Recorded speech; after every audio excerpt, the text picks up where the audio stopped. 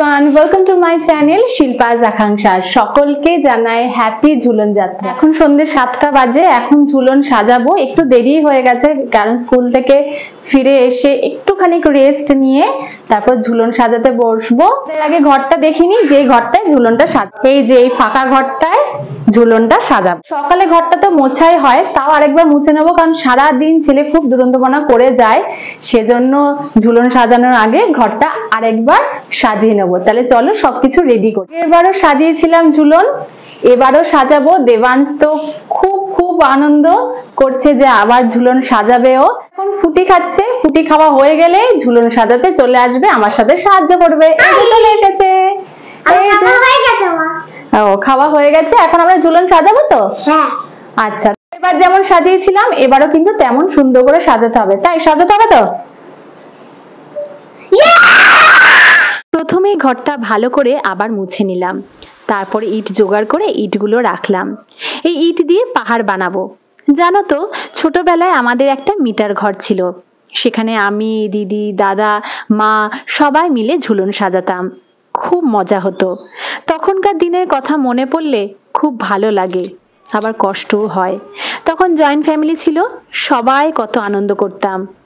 একটা দিন এক রকম ভাবে মজা হতো।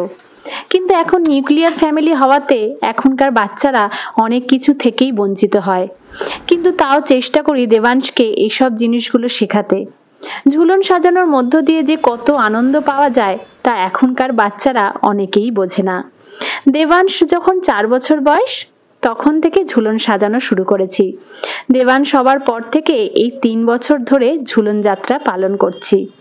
তবে এই বছরটা মনটা খারাপ হয়ে রয়েছে। এই আরজিকর মেডিকেলের এই নৃশংস ঘটনা আমাকে ঘুমোতে দিচ্ছে না। ভগবান, তুমি একটু দেখো কি হচ্ছে এসব। যেখানে মা দুর্গাকে আমরা পুজো করি সেখানে নারী ধর্ষণ, নারী নিগ্রহ হচ্ছে।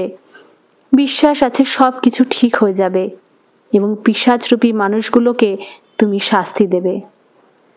যাই হোক, দেখো আমার মনে যেটা হচ্ছিল, যে কষ্টটা আমি অনুভব করছিলাম সেটাই তোমাদের সাথে শেয়ার করলাম। তোমাদের সাথে কথা বলতে বলতে অনেকটা রেডিও হয়ে গেছে। মা অনেকটা সাহায্য করেছে। এই বয়সেও কিন্তু আমার মা অনেকটা সাহস যোগায় এবং সব কাজে উৎসাহ দেয়। মা বলে যে কাজটা করবি সেটা মন দিয়ে করবি এবং উৎসাহ নিয়ে করবি, দেখবি সেই কাজটা অবশ্যই ভালো হবে। মায়ের এই শিক্ষাটা আমি দেবাংশকেও দেওয়ার চেষ্টা করি এবং তার সাথে সাথে আমার স্কুলের স্টুডেন্টদেরও শেখানোর চেষ্টা করি যে এই কাজটাই করো, মন দিয়ে ভালো করে করতে হবে, দেখো সেই কাজে অবশ্যই সফলতা পাবে। যাই হোক, তোমাদের সাথে কথা বলতে বলতে পুরো ঝুলনটাই সাজানো হয়ে গেল। তোমরাই বলো যে আমাদের ঝুলন সাজানোটা কেমন হয়েছে।